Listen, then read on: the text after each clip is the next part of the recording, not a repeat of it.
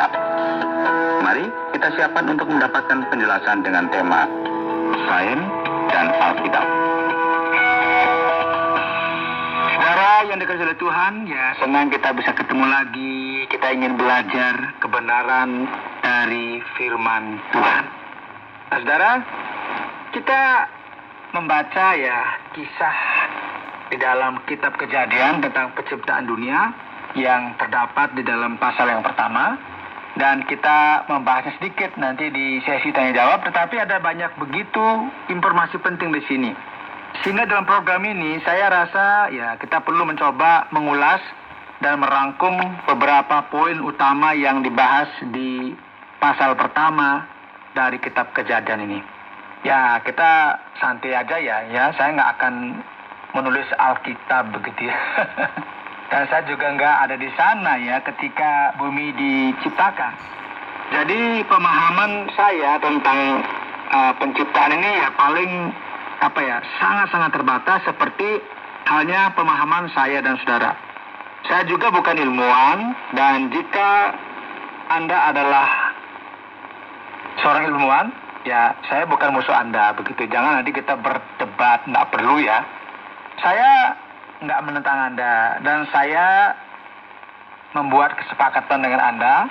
Saya tidak akan mencoba berbicara secara otoritatif tentang subjek apapun yang tidak dijelaskan di dalam Alkitab. Tetapi kita akan mencoba memberikan sudut pandang tentang apa yang dapat diketahui dari pasal pertama dari kitab Kejadian.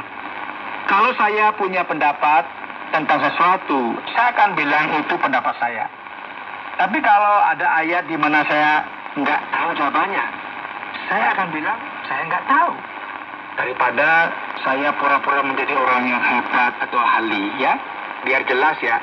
Ya, sebenarnya saya agak malu juga ya dengan banyaknya hal yang tidak saya ketahui. Dan bahkan lebih malu lagi dengan hal-hal di Alkitab yang saya tahu, tetapi saya nggak taati. Nah, dengan demikian, mari kita bahas beberapa poin diskusi. Ya, sudah siap ya? Ya, oke lah. Kita akan coba ini melihat. Nah, saudara, kalau kita mengingat bahwa Alkitab, harus kita sadari, memberi tahu kita bahwa segala sesuatu di alam semesta diciptakan oleh Tuhan.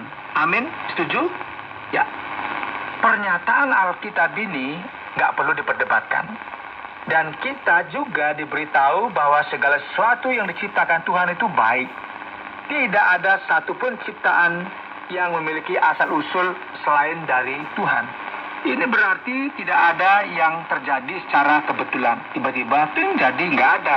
Kita harus ingat bahwa ini semuanya berasal dari Tuhan. Ya, ini juga berarti tidak ada yang diciptakan oleh kekuatan yang jahat atau si jahat menciptakan. Jadi seperti pertempuran, Tuhan menciptakan, si jahat juga menciptakan. Tidak seperti itu. Hal ini penting, saudara, karena kita ada ciptaan yang secara inheren itu jahat. Bahkan iblis pun adalah makhluk ciptaan, dan ya awalnya baik. Masalahnya pada suatu titik di kekekalan ia dirusak dan memperkenalkan dosa ke dunia dan umat manusia melalui tipu dayanya. Namun makhluk ciptaan dan benda-benda ciptaan itu bersifat netral dan dapat digunakan untuk kebaikan atau juga keburukan, tergantung pada hati penggunanya. Jadi tergantung kita menggunakan. Misalnya mobil itu kan baik, karena kita bisa gunakan untuk ke sana kemari.